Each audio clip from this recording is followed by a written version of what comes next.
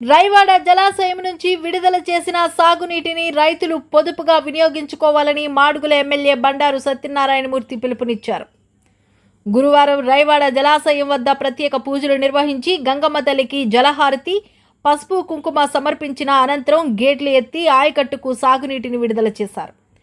ఎడమ కాలువ ద్వారా 150 క్యూసెక్లు, కుడి కాలువ ద్వారా 100 క్యూసెక్ల నీటిని టర్మ్ సిస్టంలో విడుదల చేస్తున్నట్లు తెలిపారు. ఈ సందర్భంగా ఏర్పాటు చేసిన మీడియా సమావేశంలో ఎమ్మెల్యే మాట్లాడుతూ జీవీఎంసీ రైవాడ జలాశయానికి 169 కోట్ల బకాయిలు చెల్లించాల్సి ఉందని, కలెక్టర్ ఆదేశాలు, కమిషనర్ హామీ ఉన్నప్పటికీ నిధుల విడుదలలో అధికారులు నిర్లక్ష్యం ప్రదర్శిస్తున్నారని విమర్శించారు.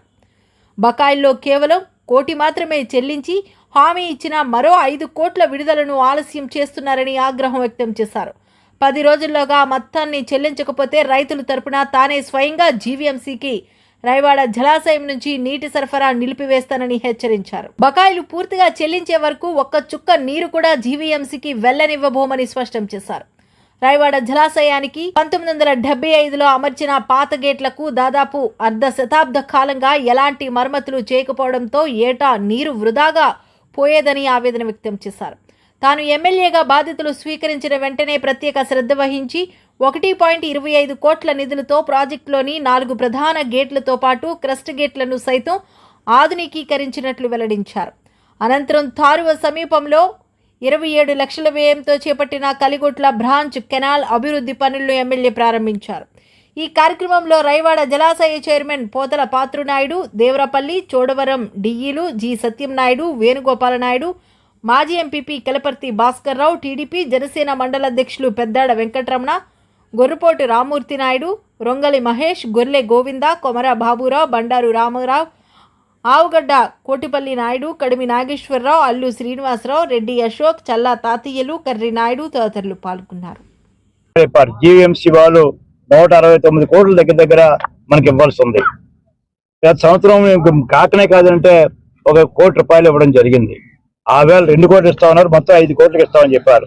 నేను జీవీఎంసీ అధికారులని కమిషనర్ రాశారు, అధికారులు తాత్పర్యం చేస్తున్నారు. తక్షణమే మీరు వారం 10 రోజుల లోపున కలెక్టర్ గారు ఇచ్చిన ఆదేశానుసారం మీరు జీవీఎంసీ వాళ్ళు మా డబ్బులు మాకు చెల్లించండి. కాలువలు ఆధునీకరిస్తే ఇంకా నీరు ఎక్కువ మీకు ఇవ్వడం అవుతుంది, మా రైతుకు ఉపయోగపడుతుంది. తక్షణమే కార్యక్రమం చేయాలని కోరుతాను. ఒక కాలం మీరు కానీ ఈ 10-15 రోజులు స్పందించకపోతే మరి నేను ఏదైతే డిఆర్సీలో చెప్పానో ఆ మాట మీద నిలబడి ఉంటానో. ఒక్క చొక్క కూడా మీకు విశాఖపట్నానికి నీరు వచ్చే పరిస్థితి ఇవ్వను. మా కమిటీ వాళ్ళు ఒప్పుకోరు అని చెప్పి దయించి ఆ రకమైన పరిణామాలు తీసుకొని రాకుండా, ఆ రకమైన పరిస్థితులు రాకుండా తక్షణమే మాకు కమిషన్ ఇచ్చిన హామీ మేరకు ఆ డబ్బులు మాకు 2 వారం రోజుల లోపలే విడుదల చేయవలసిందిగా నేను జీఎంసీ అధికారులు కోరుతాను. లేని పక్షంలో మరి మా చర్యకి మేము ఉపక్రమిస్తే అది అనర్థాలకు దారితీస్తుంది. ఆ రకంగా అనర్థాలకు దారి తీయకుండా కాపాడుకోవాల్సిన బాధ్యత జీఎంసీ అధికారులకు ఉందని హెచ్చరిక చేస్తూ, ఏదైతే మనకి జీవనాడి మన మాడుగుల మండలంలో అతిపెద్ద రిజర్వాయర్లో ఒకటి, విశాఖ జిల్లాలోనే 2వ రిజర్వాయర్ రైవాడ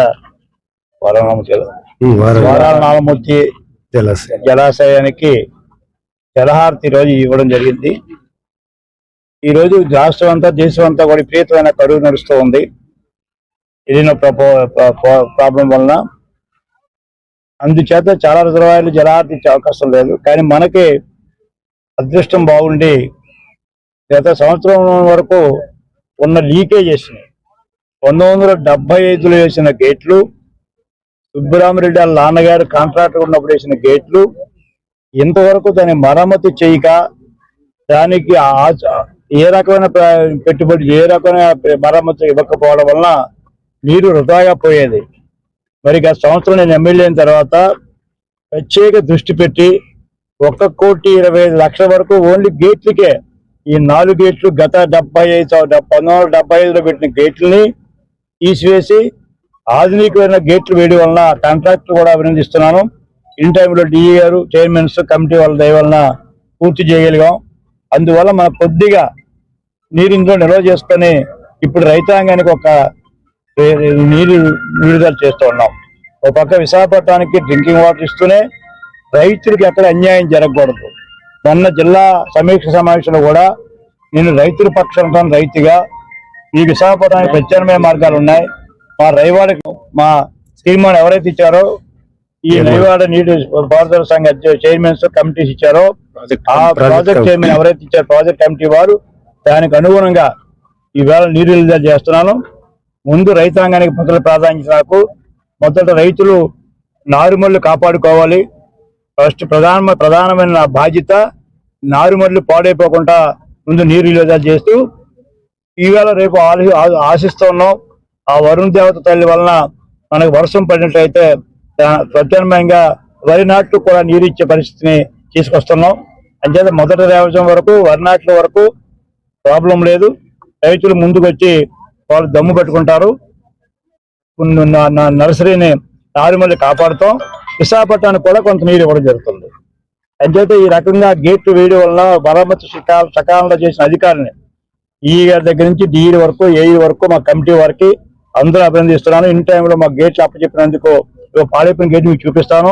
1975 గేట్లు అంటే 25, 20, 50 సంవత్సరాల నుంచి చేయని గేట్లని, అలాగే మొన్న ట్రస్ట్ ఇవి ఉన్నాయి ట్రస్ట్ గేట్స్, అవి కూడా కింద పడిపోయే పరిస్థితి వస్తే దాన్ని కూడా మరమ్మతు చేసి వేళ చాలా ఇబ్బంది పడ్డాం. మీకు తెలీదు. అప్పుడు గేట్ల వలన కిందకి దిగడం వలన మళ్ళీ డిపార్ట్మెంట్ వాళ్ళు టెక్నీషియన్స్ తీసుకొచ్చి సాంకేతిక నిపుణుల ద్వారా అక్కడ కూడా నీరు నిలుపుదల చేయగలిగాం. ఆ రకంగా ఈవేళ రైతాంగానికి మనం మొట్టమొదటిసారి నీరు రిలీజ్ చేస్తున్నాం. రైతులు కూడా నేను కోరుకున్నది ఒకటే, నీరు తక్కువగా ఉంది, దీన్ని చక్కగా వాడుకోండి, వినియోగం చేయకండి, అనవసరంగా నీరుని పాడు చేయొద్దు. ఇక్కడ రైతులందరూ ఎంత ఆశతో ఉన్నారు. వరి నాట్లు పాడైపోతే దిగుబడి లేట్ అయితే దానివల్ల ప్రత్యామ్నాయ అనేకమైన ఇబ్బందులు వస్తాయి. రైతులు నీరుని నిల్వ చేసిన నీరుని పొదుపుగా వాడుకొని దమ్ములు పట్టి వరి నాట్లు కాపాడుకొని ఈ నీటిని వినియోగించుకోవాల్సిందిగా మనసా వాచ్య వారిని కోరుతూ నేను లాస్ట్